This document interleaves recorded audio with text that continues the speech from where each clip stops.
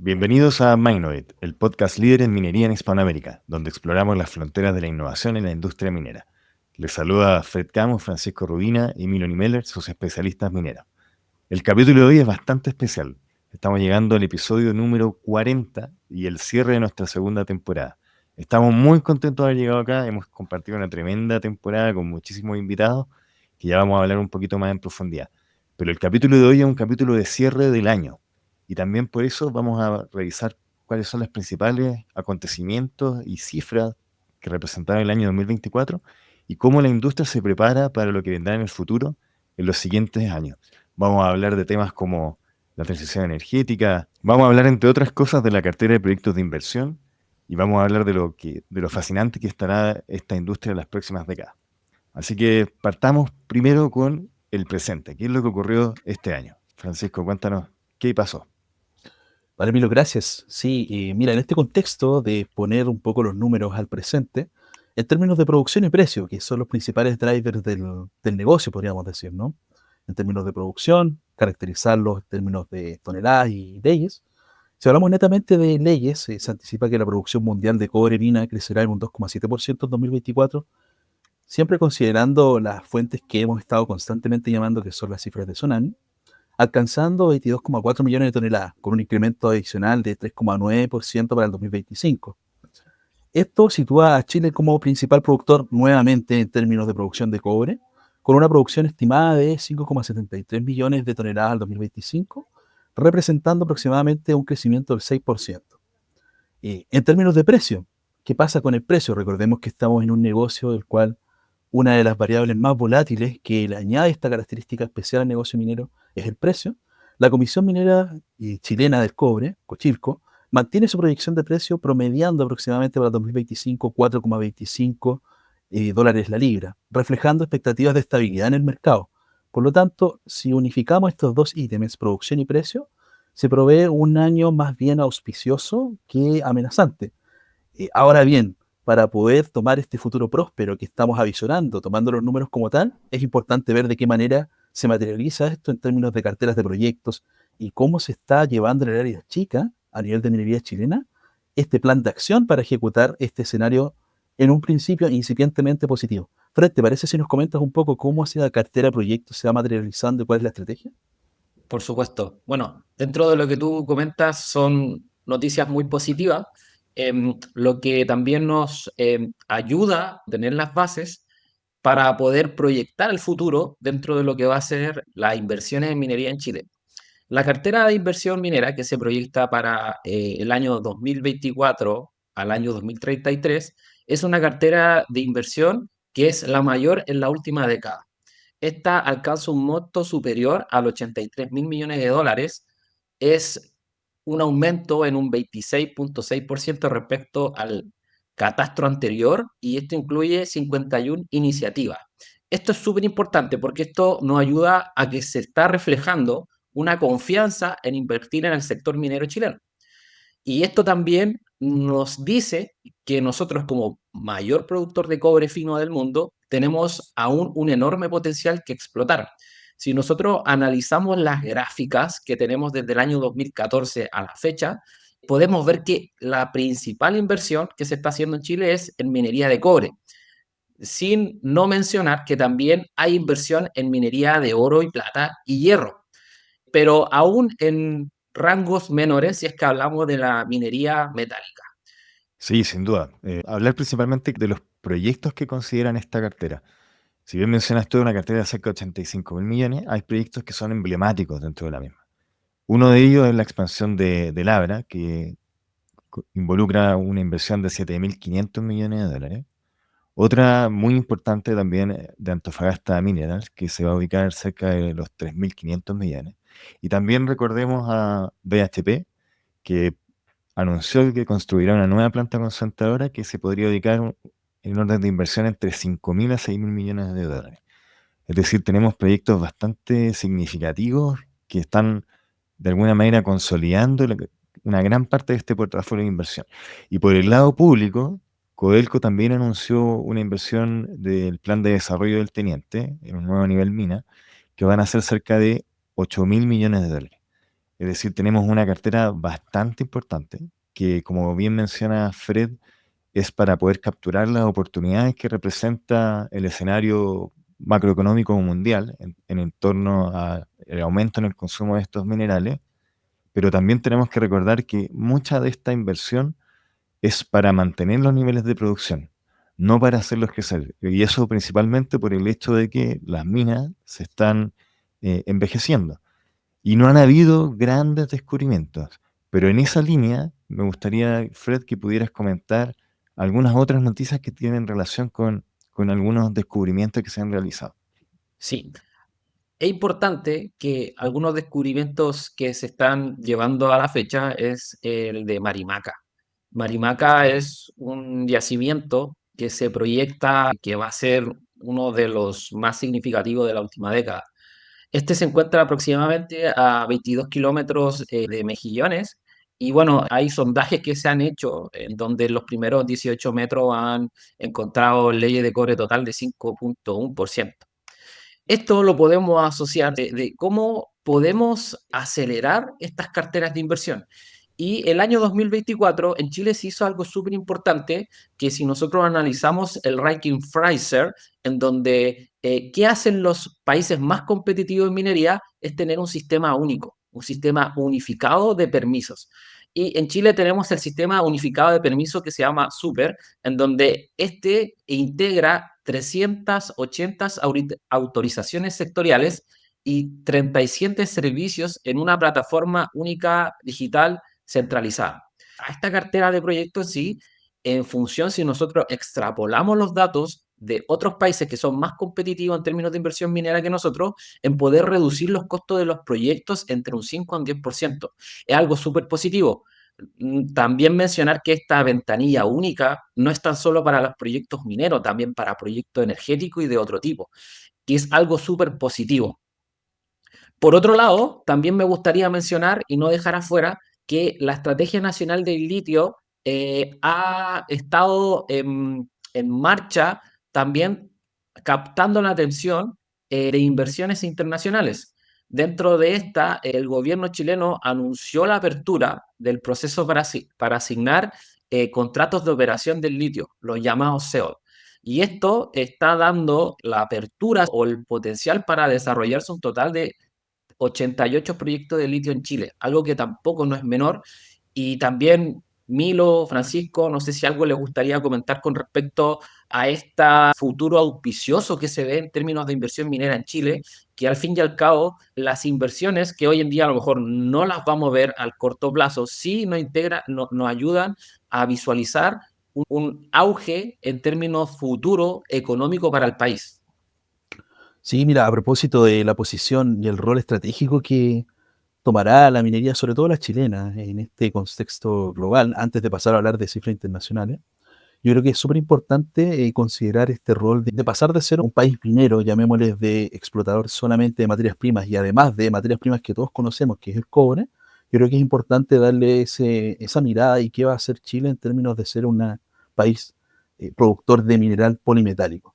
Y en ese sentido, tomando justamente las cifras que tú mencionabas recién, Fred, es importante mencionar que desde el 2024 a 2033, si bien es cierto, hay un auge, hay un incremento, sigue siendo el cobre, no así, por ejemplo, en oro y plata o hierro, es decir, esa cancha sigue siendo una cancha que no hemos explorado. Sin embargo, hay yacimientos o hallazgos que son súper relevantes, por ejemplo, pensando en un yacimiento de mármol negro en Chile, que hubo un reciente hallazgo en la región de Atacama. Se descubrió un yacimiento de mármol negro de alta calidad, comparable a los prestigiosos yacimientos italianos, a ese nivel de calidad, pensando en que son minerales tremendamente escasos. En algunos episodios anteriores también en el podcast hemos hablado de algunos yacimientos que existen, que quizás por alguna razón, llamémosle, de licencia para operar, no se han podido llevar a cabo con tierras raras, pero yo creo que un buen camino, una buena mirada que podríamos dar a la minería chilena es tratar de pasar a ser un país productor de minería diversificada. Bueno, y de esto depende mucho también lo que esté pasando en el contexto internacional. Y ahí, Milo, me gustaría invitarte quizás a conversar un poquito de cuál es la contingencia en términos de qué está pasando a nivel internacional en la minería. Te invito ahí, Milo, a que vayamos explorando un poquito qué está pasando fuera de nuestro país. Sí, efectivamente. Uno de los principales drivers de la demanda va a seguir siendo la transición energética. Ese es un factor que no ha cambiado. Seguimos en un proceso de cumplir con el Acuerdo de París y poder cambiar la matriz hacia energías más eficientes o renovables. Y esas tienen un consumo de minerales críticos o estratégicos mucho más alto. Sin embargo, en el último año hemos visto el aumento, yo diría, exponencial de una tendencia muy relevante que es la inteligencia artificial. Y esa tendencia ha implicado la construcción de un sinnúmero de nuevos data centers. Y esos data centers son también intensivos en el uso de cobre, aluminio y fierro. Sin ir más lejos, la semana pasada Microsoft anunció que invertirá cerca de 80 mil millones de dólares este año en la construcción de nuevos data centers. Por lo tanto, vemos que esta nueva tendencia va a impactar en las proyecciones de demanda de estos minerales. Recordemos que los minerales críticos o estratégicos se definen de acuerdo a cada país. Sin embargo, ya tenemos algunos consensos en torno a estas macro definiciones entre estratégico y crítico. Y ahí quería detenerme un momento. Los minerales estratégicos hoy en día se están definiendo como énfasis principal en elementos que vayan en pos de la seguridad nacional y geopolítica. Es decir, todo lo que tenga que ver con, por ejemplo, para un país como Estados Unidos o China, la construcción de microprocesadores o chips. En cambio, los minerales críticos, el énfasis principal que hoy en día tienen es respecto del impacto económico y el riesgo de suministro. Es que en el caso, por ejemplo, de Chile, sería un mineral crítico el cobre y el litio por el impacto económico que tienen en su economía nacional y los riesgos de suministro o la concentración, en el caso de Chile, del suministro respecto del mundo. Hablando sobre minerales críticos, en Estados Unidos hubo un gran descubrimiento de una reserva de cobalto. Recordemos que el cobalto también es un mineral crítico para la fabricación de baterías. Y esta reserva podría cambiar significativamente la distribución geopolítica que hoy en día posee. Se estima que va a haber cerca de 18 años de demanda que podría ser cubierta solo con este yacimiento. Y esto forma parte de la estrategia de Estados Unidos de fomentar la industria de minerales críticos para reducir la dependencia de principalmente China. Hablando de China y sobre el descubrimiento de otros yacimientos, este año también se descubrió un gran depósito de oro en China. Se estima de que podría contener hasta 1.000 toneladas métricas de oro de alta pureza, lo que lo posiciona inmediatamente como el mayor depósito de oro conocido en el mundo. Una vez que este yacimiento se explote, sin duda va a generar un cambio geopolítico en este mercado e incluso podríamos hablar de mercados que podría tener un contagio hacia mercados más financieros. Respecto de regulación, también hubieron hechos bastante significativos en el mundo. Por un lado, recordemos el año pasado, tuvimos la noticia de Panamá, que prohibió la minería metálica en el país. Hoy en día está ocurriendo algo contrario en El Salvador. El Salvador este año levantó la prohibición de la minería metálica, aprobando una ley que la permite luego de 7 años de prohibición. Y establece esta ley que el Estado se va a hacer responsable de todas estas actividades mineras y también se hicieron cargo de un elemento ambiental al prohibir el uso de mercurio, ya que recordemos que en Salvador existen grandes depósitos de oro y cobre y el oro principalmente se extrae mediante el uso de este elemento. En Argentina, por otro lado, siguiendo en esta línea de las regulaciones, se generó en el nuevo gobierno de Milei un régimen de incentivo a las grandes inversiones, o RIGI, que establece que todas las inversiones mayores de 200 millones de dólares tienen un incentivo para poder impulsar la economía y posicionar al país como un proveedor estratégico. ¿Cuál ha sido el impacto de esta política? Básicamente se proyecta que las exportaciones mineras argentinas más que se duplicarán, alcanzando los 10.000 millones de dólares para 2027. Esto sin duda los va a posicionar como un gran actor en el mercado de litio y cobre mundial. Y eso ya está teniendo impactos bien significativos. Desde la aprobación del RIGI se vio un aumento en el interés de las empresas extranjeras por invertir en la minería argentina. Por ejemplo, la surcoreana POSCO planea expandir su proyecto de litio en el Salar Hombre Muerto con una inversión adicional de $2.000 millones. Y aquí vemos de cómo es muy relevante las políticas para poder incentivar estos portafolios de inversiones y aumentar la presencia de la inversión en el país y con ello aumentar la oferta de estos suministros. Yo creo que es súper importante ahí, Milo, justamente lo que tú mencionaste. Vamos viendo cómo internacionalmente las grandes potencias se van posicionando, ¿no? Y es relevante, yo creo, transmitir a nuestra audiencia que para que la minería como negocio pueda flotar, pueda desarrollarse, existen países que son productores, que son grandes potencias, que cuentan con las mayores reservas generalmente, pero no siempre estos países que son los que cuentan con mayores reservas pasan a ser los mayores productores, por todo lo que hemos venido conversando y educando a través de nuestro podcast y nuestro rol de transmitir a nuestra audiencia cómo funciona este negocio. Un claro ejemplo viene siendo lo que está pasando con el litio. Tú recién mencionabas ahí, Milo, el rol que está tomando, por ejemplo, Estados Unidos. Estados Unidos no es productor, una gran potencia mundial, llamémosle, de los minerales principales que estamos mencionando. No lo hemos mencionado en este ranking. Tiene unos cuantos yacimientos y todo eso, pero sin embargo es un habilitador de este ecosistema minero para que se pueda hacer a través de, por ejemplo, la Mineral Security Partnership, que es esta alianza que tú mencionabas, que lo que va generando es estos nexos estratégicos entre grandes potencias para que se puedan habilitar nuevos proyectos y a la vez estos nuevos proyectos vayan activando el negocio minero. Entonces, creo que es súper relevante entender los roles que está tomando cada una de las naciones y potencias, no solo como productor, no solo como país que cuenta con las reservas, sino también como habilitadores de otras cuantas.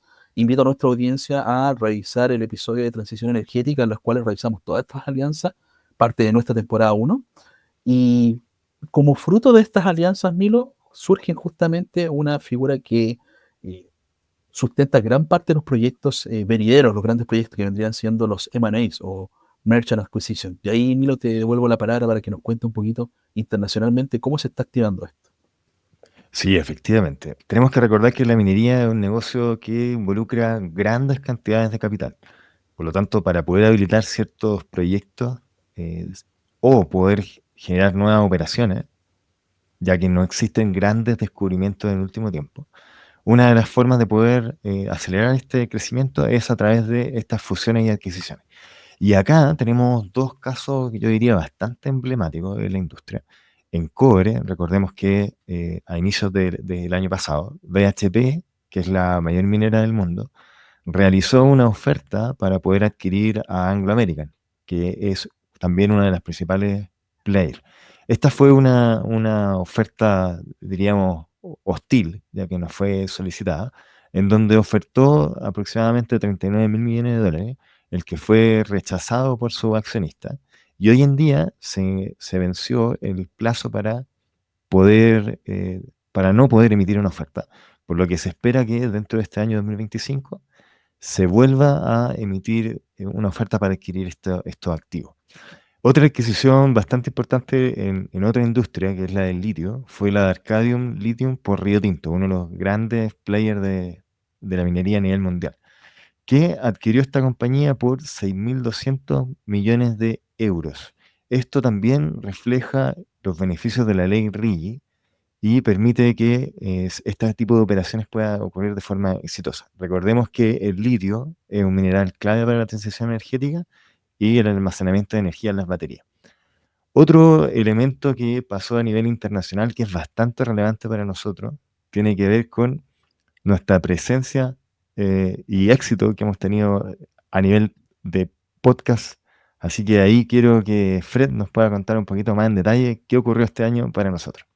Por supuesto, ha sido un año bien auspicioso. Seguimos dentro del 10% más escuchado en Spotify.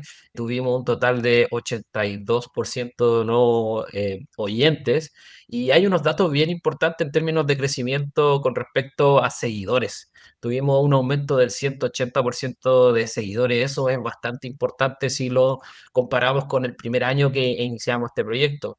Dentro de los rangos etarios de las personas que nos oyen, nos damos cuenta que es un público objetivo de profesionales afines a la industria minera que va entre los 25 a los 44 años, la mayor cantidad de público objetivo, en donde tenemos, por ejemplo, en el rango de los 35 a los 44 años, que es el 33% de nuestros oyentes. O sea, son números bastante buenos para este año 2025.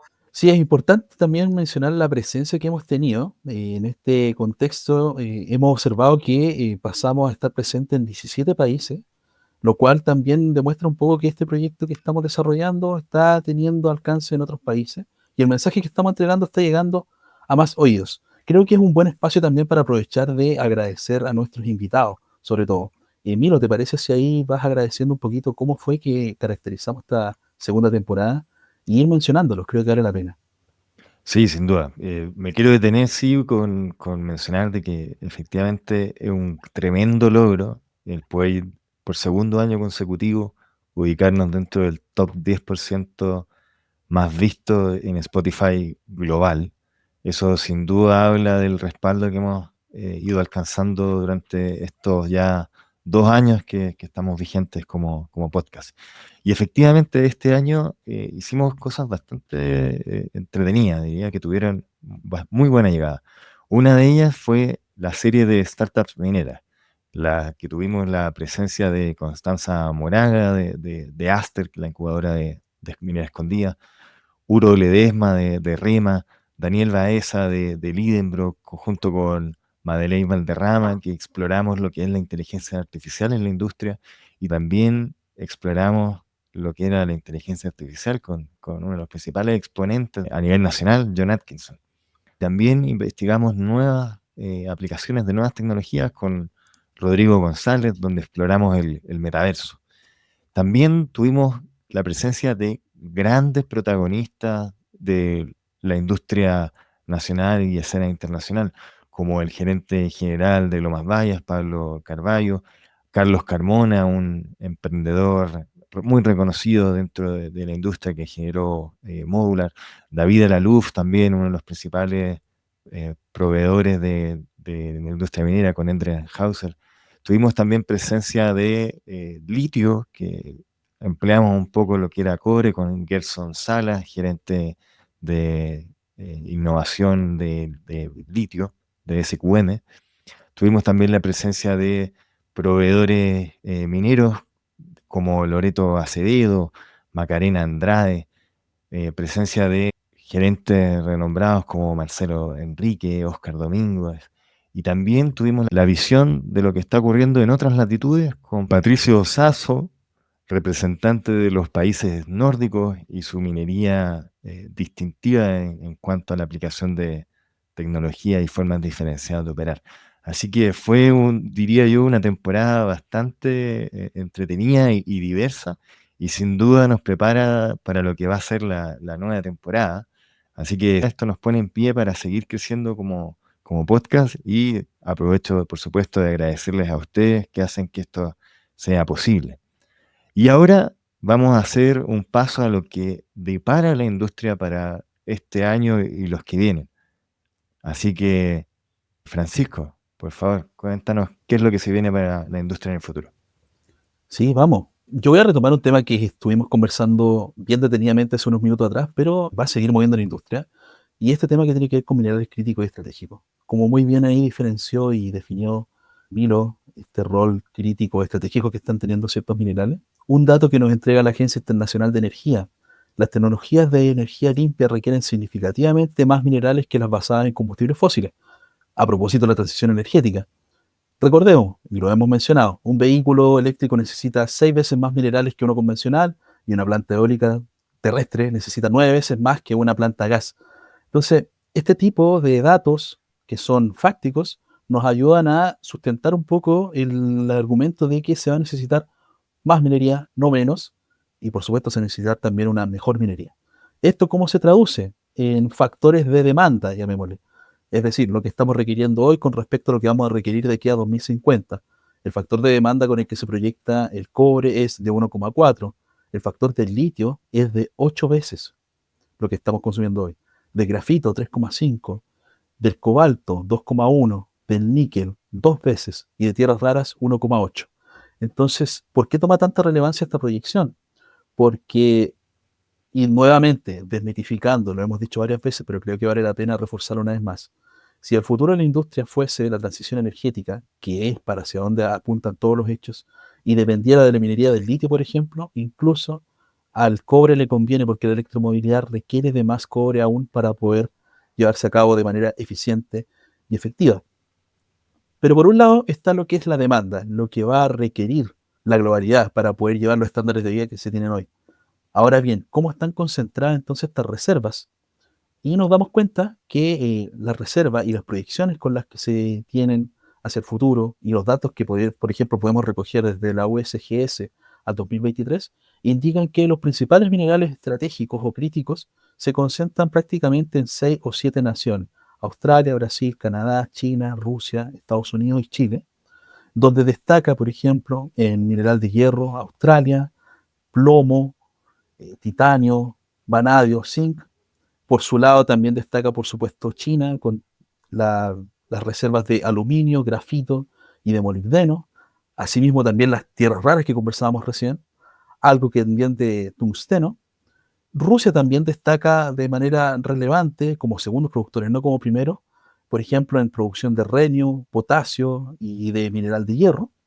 Por su parte también destaca, no como primeros productores, sino como segundo y tercero, algo en parte Estados Unidos en términos de boro, molibdeno y renio también como tercer productor. Y bueno, nosotros como nación en Chile contamos con las mayores reservas de cobre, litio y renio. En el litio, y quisiera hacer el alcance, y lo hemos mencionado en otros episodios anteriores, hemos conversado detenidamente de lo que es el triángulo del litio. Las principales cantidades de litio en realidad se encuentran concentradas en la región de Bolivia. Sin embargo, para que tenga el concepto de reserva, pase de ser un recurso a una reserva, tiene que haber una definición económica que depende de factores geopolíticos, regionales y de la habilitación de la posible extracción o producción y explotación de ese mineral. Por lo tanto, cuando hablamos de reserva, ahí pasan a ser explotables y pasa también en primer lugar Chile por su tradición minera y su factibilidad de poder proyectar esa explotación. En este aspecto es importante destacar que para que estas reservas sean explotables, tenemos que tener un marco de explotación que permita hacer factible esa explotación.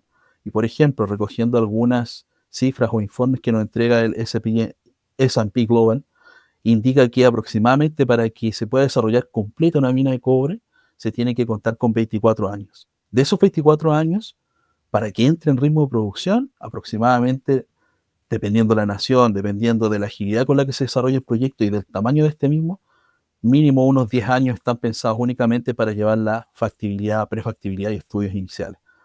Así que, ¿cómo se avisora el futuro en términos de cifras en un principio?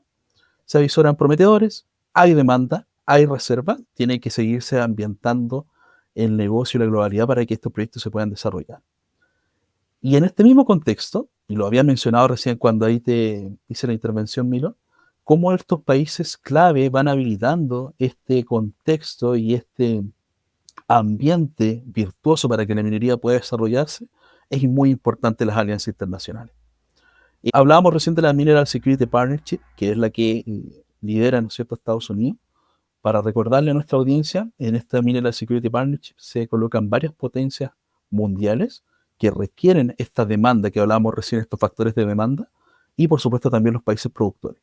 Chile pertenece a esta asociación y como también como potencia están, por ejemplo, India, Japón, Australia, Alemania, Francia, Canadá, por supuesto Estados Unidos, Reino Unido. Pero lo más relevante es qué sale de este acuerdo que está acá, o de este marco de acuerdo que están acá. ¿Cuántas alianzas, cuántas iniciativas ocurren acá? La mayor cantidad de iniciativas que se han desarrollado hasta el 2023 en realidad están concentradas en África, llevando un total de 50 hasta la fecha. ¿Cómo está Sudamérica? 9. Es decir, si comparamos estas 9 iniciativas o acuerdos de cooperación pertenecientes a este contexto de la alianza del Mineral Security Partnership, comparado con las 50 de África, creo que tenemos un desafío pendiente que tenemos que desarrollar para que la minería, sobre todo en Sudamérica y en las potencias que tenemos acá en Sudamérica, pueda ser fructífera. No sé ahí, Milo, si te parece hablar un poquito de el forecast o la proyección, digamos, de producción que se contempla un poquito más hacia el futuro, pensando quizá en 2050 y cómo este tremendo gigante que es China se posiciona en este contexto. Chile puede estar ganando terreno, ¿no? Puede estar ganando terreno también Estados Unidos, Australia, pero China, no contando con las mayores reservas, también se proyecta con una presencia bastante importante. ¿Te parece si nos comentas, Milo? Sí, efectivamente. Hemos visto en los últimos años que China se ha ido posicionando, sobre todo en lo que es la industria del cobre, como uno de los actores más relevantes. Y esa proyección hacia futuro tiene un gran crecimiento. Se proyecta que China, su producción va a crecer en torno al 316% a finales de esta década. En cuanto a los principales proveedores de hoy en día, que son Codelco, Freeport y BHP, se mantienen forecasts de producción bastante similares, es decir, no hay un aumento proyectado en torno a la producción, sino más bien los proyectos que van a estar desarrollando van a ser principalmente para mantener los niveles de producción actuales. Entonces vemos de que hay un riesgo de una reconfiguración de lo que es la industria, tendiendo hacia un crecimiento bastante importante de la influencia que va a tener China respecto de este mineral estratégico. Eso es algo que vamos a tener que ver cómo se desarrolla a lo largo de los próximos años. Sin duda, lo que puede ocurrir a futuro es que estos grandes actores internacionales puedan ir adquiriendo posiciones en otras mineras y de esta forma puedan tratar de mantener su posicionamiento en cuanto al porcentaje del mercado. Pero hoy en día vemos de que efectivamente el riesgo de la concentración de la producción sigue siendo en China y se va a seguir manteniendo de esa forma por los niveles de inversión que ellos están teniendo. Y ahí toma relevancia conversar entonces cuáles son los desafíos, ¿no? Cuáles son las tendencias que se avisoran para el futuro en la industria. Y para esto quisimos recoger algunos resultados que entregó el estudio de los top 10 de desafíos y tendencias que realizó la consultora EY. Y creo que es importante visitar algunos, no son todos, pero los principales. Por ejemplo, en términos de capital, tomando los resultados que tiene este estudio, los principales fuentes de financiamiento que se tienen considerada para llenar este gap que estamos hablando, principalmente provienen, llamémosle el top 5 de las fuentes de financiamiento, viene desde el trading, desde ese rubro que se está considerando, viene desde los fondos o los aportes que pueden colocar los mismos proveedores, vienen por supuesto desde créditos o desde el financiamiento a través de créditos, viene también desde débitos tradicionales y también, por supuesto, desde los joint ventures, que recordemos los joint ventures son cuando se asocian dos grandes compañías para poder financiar un proyecto. Esa sería la primera, llamémosle, desafío grande que se podría visorar para este 2025 y lo que viene en el futuro también. Otra patita relevante que es importante siempre visibilizar, por supuesto, sigue siendo lo que es el ESG, o más bien conocido como la parte Environmental, Social and Governance, cómo llevamos toda esta parte medioambiental y de habilitación de proyectos mineros y cómo la comunidad se va integrando a esto. Las principales áreas en las cuales los inversores se proyectan que van a estar pendientes o van a tener el ojo puesto, vendría siendo en términos de manejo de residuos, en términos de cambio climático, eficiencia hídrica y protección de la biodiversidad.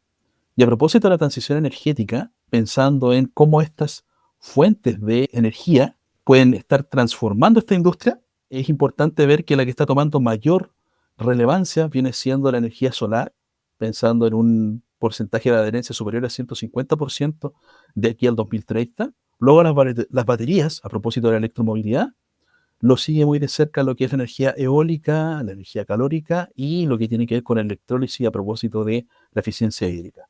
Y ahí, Fred, yo entiendo que tienes algunos datos relevantes que van conversando un poquito de cómo esta transición energética del ESG se también vincula con la estrategia que está llevando nuestro país, Chile, para poder posicionarse como un actor clave y estratégico. Exacto, exacto.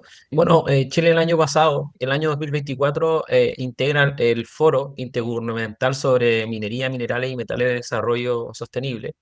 Y esto es súper importante con respecto a todo este panorama que muestran ustedes de los minerales críticos y estratégicos que se están necesitando, en donde nosotros tenemos una gobernanza, ¿cierto? Una manera de hacer las cosas bastante por sobre la media. Entonces esto nos permite integrar este tipo de foros, nos ayuda a proveer más prácticas mineras en términos de sostenibilidad, en términos de optimizar los beneficios financieros y también salvaguardar el medio ambiente, lo que nos hace un país atractivo para invertir desde la perspectiva de que esas inversiones sean sostenibles en el tiempo. Perfecto, gracias Fred.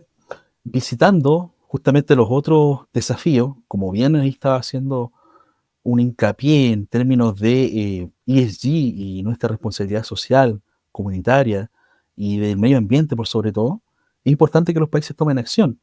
Esto también se ve reflejado en cómo la geopolítica se va activando en cada uno de estos países y cómo la minería se va desarrollando. Recogiendo los resultados también de este mismo estudio que estábamos hablando recién, ¿cuáles serían las acciones entonces que debiesen tomar los gobiernos para poder activar esta minería virtuosa?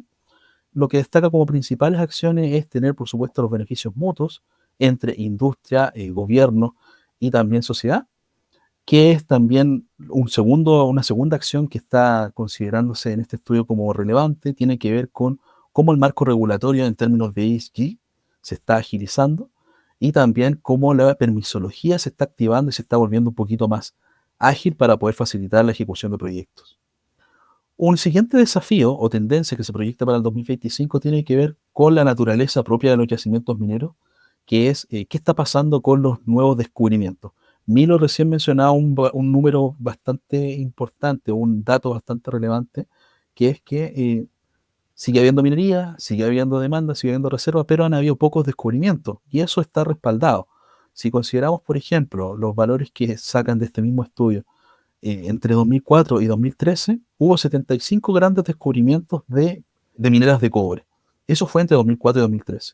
Ahora bien, si tomamos la ventana de tiempo entre 2014 y 2023, ese número bajó a 14, lo cual nos dice que pueden estar pasando dos cosas. Primero, existe un agotamiento natural de las reservas, que es obvio, lo hemos estado referenciando en varios episodios, nuestros invitados también lo han respaldado, pero por otro lado también existe el hecho de que quizás no hemos sido lo suficientemente ágiles o no hemos aprovechado de manera eficiente cómo poder habilitar un entorno que propicie mayor exploración, mayor prospección, por sobre todo para nuevos grandes descubrimientos. Algunos lo hemos estado conversando acá. Tanto creo que esa parte es súper relevante de cómo proyectamos la minería hacia ese punto.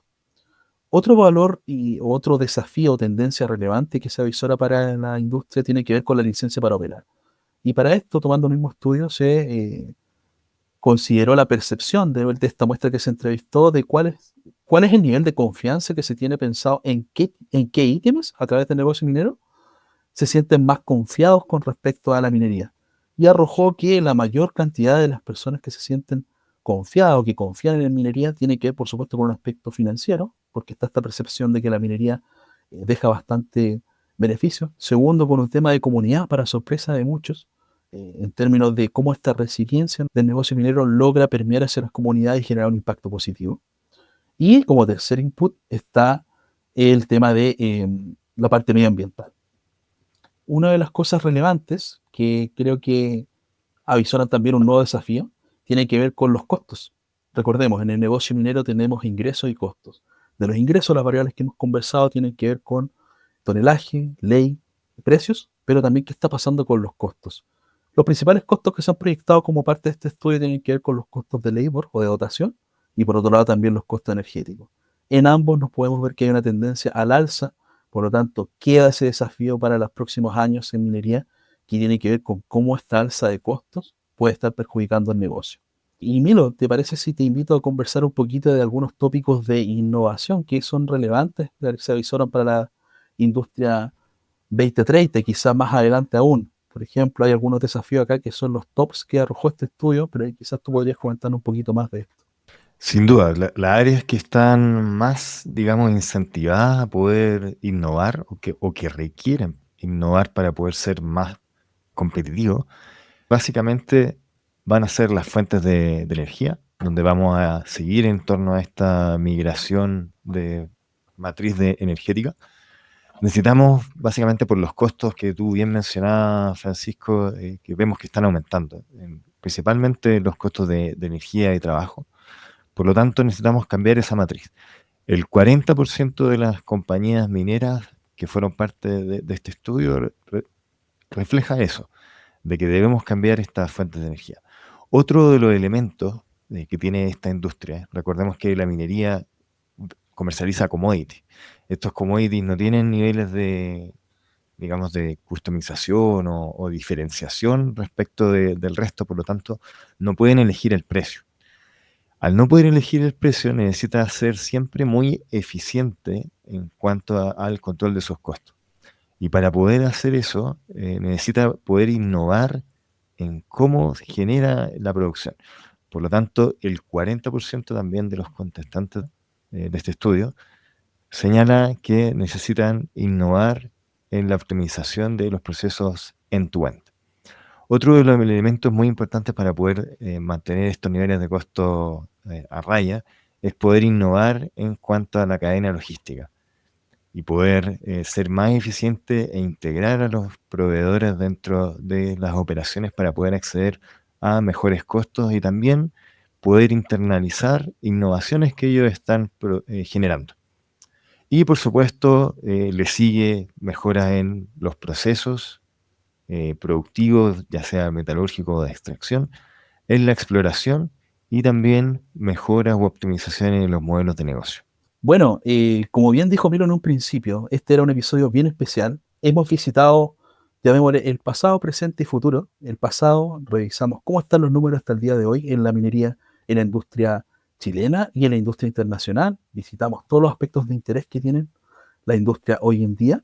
Luego, en el presente, quisimos detenernos un poquito en nosotros como nuestro espacio de comunicación y cómo nos ha ido, transmitirles ese mensaje de agradecimiento tanto a nuestros invitados como a la audiencia y, por supuesto, invitarlos a seguir siendo parte de este espacio de comunicación con este rol, llamémosles, de educativo y además también de impacto en la sociedad. Y pensando en el futuro, estuvimos hablando de varios desafíos, varias tendencias que se avisoran hacia el futuro para que esta industria siga creciendo. El mensaje nuevamente es: necesitamos más minería, no menos, y necesitamos una mejor minería. Estamos muy contentos de lo que hemos logrado este año 2024 en términos de alcance con respecto a la audiencia. Los números hablan por sí solos y nosotros estamos bastante empoderados con que estos números sigan creciendo. Queremos que este proyecto tenga el mayor alcance posible, no tan solo en Chile, sino que en Sudamérica y, por qué no, en todo el mundo. Por eso también queremos invitar a aquellas personas que escuchan de manera cotidiana nuestro podcast, que se acerquen a nosotros si es que en algún momento quieren ser parte de este proyecto en términos de un capítulo en donde quieren hablar un tema específico que quizás aún no tocamos. El mundo minero tiene varios desafíos aún y de esos desafíos nos necesitan a todos nosotros que tenemos algo importante que mencionar con respecto a nuestras disciplinas. Por otro lado, también a la misma audiencia que quizás no quiere participar en un capítulo, pero sí conoce a alguien importante, por favor, en nuestras redes sociales etiqueten a la persona para que nosotros la contactemos y también saber a qué profesionales o líderes principales de la industria ustedes quieren escuchar. Muchas gracias por el apoyo y esperamos que este 2025 sigan fieles a nosotros y, por qué no, participando más dinámico con este espacio educativo y comunicacional que estamos desarrollando. Y bueno, si te preguntas cómo descubriste Mindnoid, seguro alguien en LinkedIn, Instagram o YouTube lo compartió. Y esa es la magia. Crecemos gracias a ustedes, compartiendo y hablando sobre nosotros. Si un episodio o reel te inspiró, pasa la voz. Y si te gusta lo que hacemos, no olvides suscribirte y seguirnos. Eso nos ayuda enormemente a difundir el conocimiento en nuestra comunidad minera. Si te gustó este episodio, por favor compártelo en tus redes sociales, menciónanos para compartirlo en las nuestras, suscríbete en tu plataforma favorita y déjanos comentarios para saber cómo seguir mejorando. Muchas gracias y nos vemos en el próximo episodio de Mindnoid.